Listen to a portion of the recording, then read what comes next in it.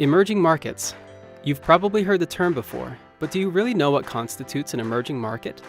Is China an emerging market, with its massive population, prominent currency, and large GDP? What about Poland? Or Indonesia?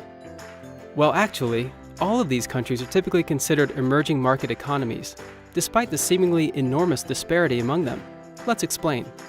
A general definition of an emerging market economy is that of a nation, when compared to an established economy like the US, experiencing improved living standards, increased social and economic stability, a presence of financial markets, and unified currencies, integrating the country more deeply into the global economy.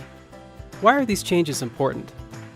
One reason is these nations want to build confidence in their economies and among their people. Stable economies encourage foreign investment and keep local investors from sending capital abroad, spurring further growth. So while China and Poland seem completely different from each other in terms of population and GDP, they are both in some process of getting their economies to emerge on the global scene, in one or several of the ways mentioned.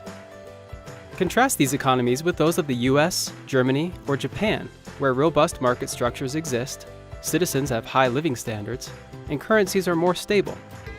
So how do emerging market economies relate to investing? As the economies of emerging market countries and their companies strengthen, their unlocked potential for growth may attract equity and bond investors. Because of this potential growth, the returns of emerging market investments may be higher than those of more established markets. Investing in emerging markets may present significant risks.